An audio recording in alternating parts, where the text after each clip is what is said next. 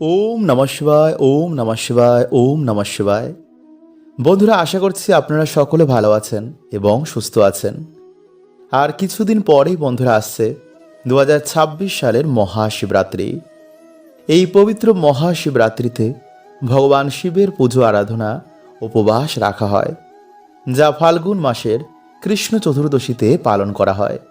এই পবিত্র মহাশিবরাত্রিতে ভগবান শিবের নামে পুজো আরাধনা উপবাস রাখা হয়, যা ফাল্গুন মাসের কৃষ্ণ চতুর্দশী তিথিতে পালন করা হয়। শাস্ত্র বলছে যে এই রাতেই মহাদেব এবং মাতা পার্বতীর বিবাহ হয়েছিল।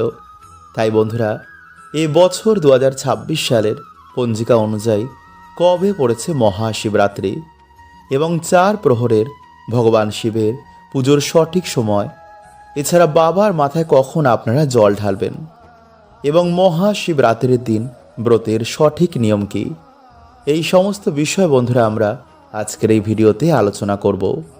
তাই পুরো ভিডিওটি কিন্তু বন্ধুরা আপনারা ভক্তি সহকারে মন দিয়ে শুনুন এবং তার আগে বন্ধুরা আপনারা ভিডিওটি একটি লাইক করে কমেন্টে ভক্তি মনে আপনারা লিখুন ওম নমঃ শিবায়, হর হর মহাদেব।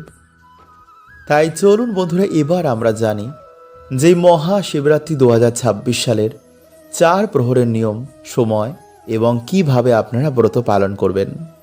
বন্ধুরা, এই মহাশিবরাত্রির দিন শিবপুরাণ অনুসারে মহাদেব এবং মাতা পার্বতীর বিবাহ হয়েছিল।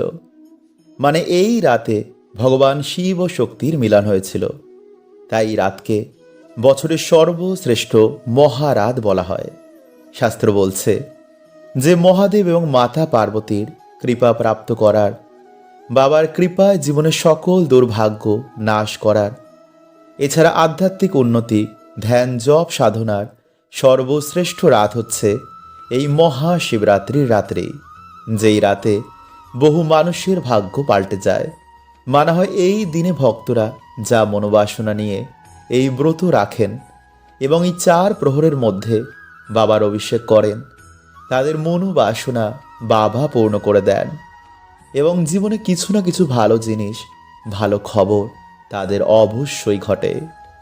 এছাড়া স্কন্দ পুরাণ বলছে যে মহারাতে ভগবান শিবের আরাধনায় বহু বছর তপস্যার ফল প্রাপ্ত হয়, মানসিক শান্তি আসে, রোগ কষ্ট নেতিবাচক শক্তি থেকে বাবা মুক্তি দেন।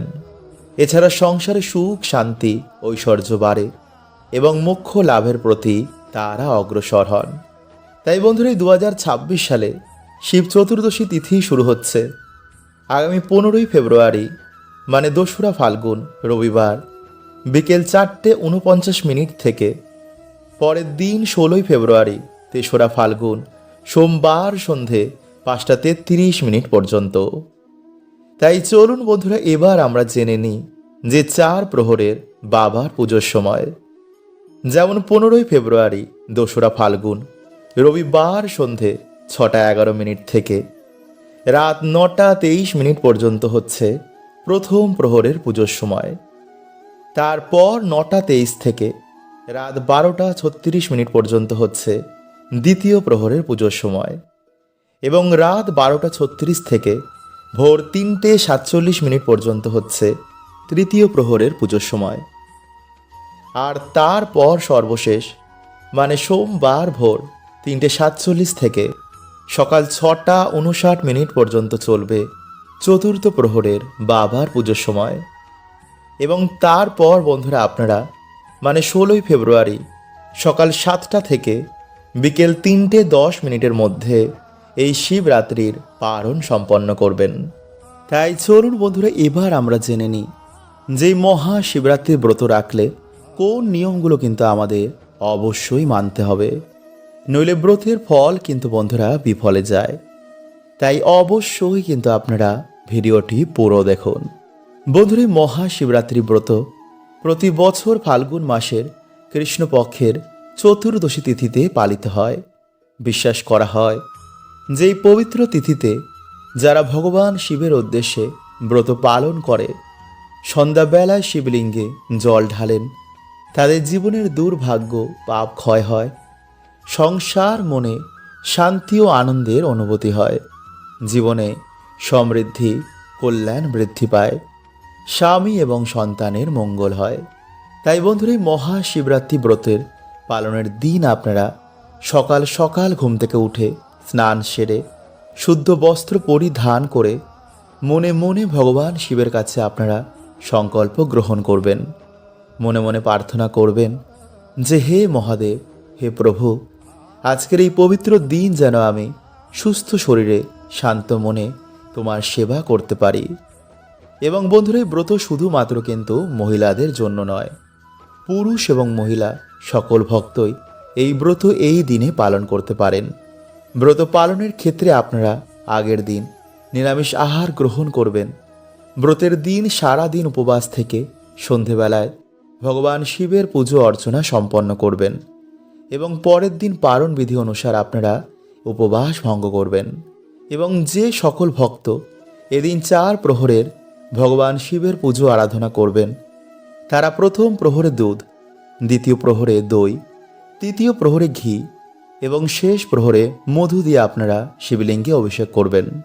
আর যারা 4 প্রহরে পুজো করতে পারবেন না, তারা সন্ধেবেলা একটি পাত্রে দই, দুধ, ঘি, মধু, চিনি মিশিয়ে শিবলিঙ্গে আপনারা বাবার মাথায় একবারেই স্নান অভিষেক সম্পন্ন করবেন। এছাড়া বন্ধুরা, মহাদেবের পুজোয় তার প্রিয় ফুল যেমন কলকে, ধুতরা, আকন্দ ইত্যাদি অর্পণ করা অত্যন্তই শুভ। তবে যে উপকরণ ছাড়া শিব পুজো একেবারে অসম্পূর্ণ থেকে যায় তা হচ্ছে বেলপাতা। শাস্ত্র বলছে যে এই মহাশিবরাত্রির দিন 5টি, 7টি অথবা 11টি নিখুঁত বেলপাতা নিয়ে শিবলিঙ্গে আপনারা অবশ্যই নিবেদন করবেন। এতে বাবা বিশেষ প্রসন্ন হন এবং ভক্তের মনোবাসনা বাবা পূর্ণ করে দেন। কারণ এই দিনে প্রতিটি বেলপাতা শিবলিঙ্গে অর্পণের সময় নিজের মনের ইচ্ছা স্মরণ করলে শুভ ফল দ্রুত প্রাপ্ত হয়। তাই মহাশিবরাত্রি পুজোর শেষে মহাদেবকে পঞ্চশস্য এবং অখণ্ড আতপ চাল অর্পণ কিন্তু আপনারা অবশ্যই করবেন। এবং এদিন যদি 108 বার মহামৃত্যুঞ্জয় মন্ত্র আপনারা জপ করতে পারেন, তাহলে অত্যন্তই কিন্তু কল্যাণকর হয়। পাশাপাশি এই দিনে ওম নমঃ শিবায় মন্ত্রটিও কিন্তু সারা দিনে মনে মনে জপ করলে মহাদেবের বিশেষ কৃপা লাভ হয়। এছাড়া দাম্পত্য জীবনের বন্ধুরা সুখ সম্পর্ক বজায় রাখতে এই মহাশিবরাত্রির দিন নিকটবর্তী কোনো শিব মন্দিরে আপনারা চন্দন অর্পণ করবেন এবং স্বামীর দীর্ঘায়ু কামনায় 21টি সবুজ দূর্বা অথবা একগুচ্ছ দূর্বা আপনারা সাদা চন্দনে ডুবিয়ে শিবলিঙ্গে অর্পণ আপনারা অবশ্যই করবেন। এটি বিশেষ শুভ এবং বিশেষ ফলদায়ক। তাই আজকের মতন বন্ধুরা এতটুকুই। দেখা হবে এর পরের ভিডিওতে। ওম নমঃ শিবায়। হর হর মহাদেব। জয় শ্রীকৃষ্ণ।